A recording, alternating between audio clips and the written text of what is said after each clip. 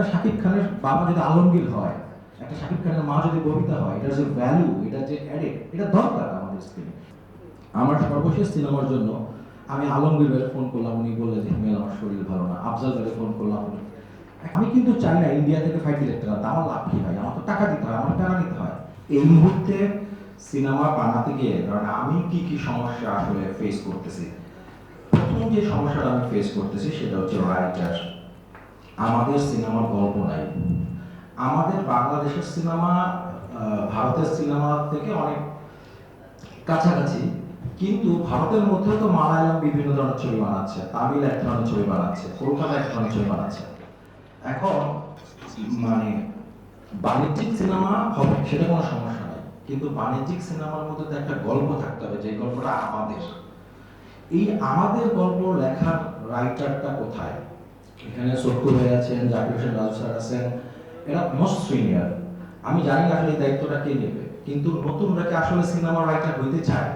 বাংলাদেশে যদি কোনো লেখককে আমি জিজ্ঞেস করি তুমি কি কি বড় হয়ে কি হইতে চাও, ছোট ছেলেকে, ও কি কোনোদিন বড় হয়ে বলবে আমি বড় হয়ে সিনেমা লিখতে চাই? এই যে সিনেমা লিখতে চাই না, এইটাকে কি করা যায়, এই জায়গাটা কিভাবে কাজ করা যায় আমি জানি না। আমার মনে হয় এখানে একটা রাইটার হান্ট হইতে পারে, ছোট গল্প হান্ট হইতে পারে, কিন্তু মনে রাখতে হবে একই শাহরুখ খানের ছবি সুপার ডুপার হিট হয়, একই শাহরুখ খানের ছবি সুপার ডুপার ফ্লপ হয়, গল্প এবং বানানোর কারণে। সো গল্প রাইটার নাই আসলে, দিস ইজ ভেরি অ্যালার্মিং। এবং এইটা যদি ফিক্স করতে না পারেন, আমাদের কপি সিনেমা ওই থেকে চক্কর থেকে আমরা বেরোতে পারবো না। সেকেন্ড যেটা বলা হয় টেকনিশিয়ান ট্রেনিং। আমি যখন কোনো টেকনিশিয়ানের কাজ করতে যাই, খালি শুনি 600 সিনেমা করছি, 700 সিনেমা করছি, আলহামদুলিল্লাহ তারা সিনিয়র মানুষ, বাট 700 সিনেমা করে উনি ওই জায়গাতে আটকে আছে। ওনাকে আপডেট হইতে হবে, বর্তমানের ক্যামেরা কি, বর্তমানে টেকনোলজি কি, বর্তমানে কালার প্যাটার্ন কি, এইগুলো সে জানে না। এখন এটা কে জানাবে? ভারতে যে একটা ক্যামেরা যে অ্যাসোসিয়েশন আছে, সেখানে প্রতি নির্দিষ্ট সময় পর পর তাদের ট্রেনিং দিতে হয়। যদি ট্রেনিং না করে তাহলে তাদের লাইসেন্স বাদ হয়ে যায়, সেটা ক্যামেরা চালাতে পারে না। আমাদের এই আপডেটটা কি করবে? এই টেকনিশিয়ান আপডেট করতে হবে। আমি কিন্তু চাই না ইন্ডিয়া থেকে ফাইট ডিরেক্টর আনতে। আমার লাভ কি ভাই? আমার তো টাকা দিতে হয়, আমার টাকা নিতে হয়। কিন্তু আমি যখন পাই না তখন আমি কি করবো? কারণ আমার যেই দর্শকটা সিনেমাটা দেখতেছে, ও তো এনিমেল যেমন দেখতেছে, ও দেখার সময় কিন্তু এটা ভাবে দেখবে না যে আরে বাংলাদেশ আমার নিজেদের সিনেমা, আমাদের টেকনিশিয়ান নাই, না।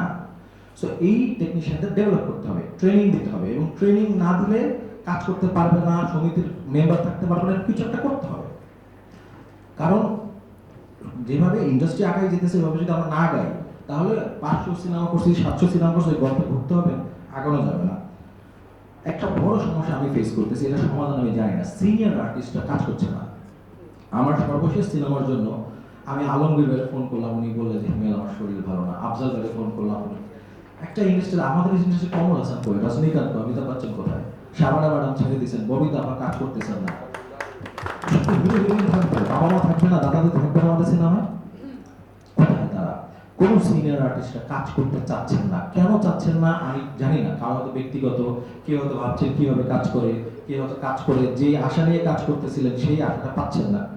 সো সিনিয়র শিল্পীদের, কারণ একটা শাকিব খানের বাবা যদি আলমগীর হয়, একটা শাকিব খানের মা যদি ববিতা হয়, এটার যে ভ্যালু, এটা যে অ্যাডেড, এটা দরকার আমাদের স্ক্রিনে। এবং ওনাদের যে অভিজ্ঞতা, ওনাদের যে কি বলবো, ওনাদের স্টার তো আমরা ব্যবহার করতে পারছি না।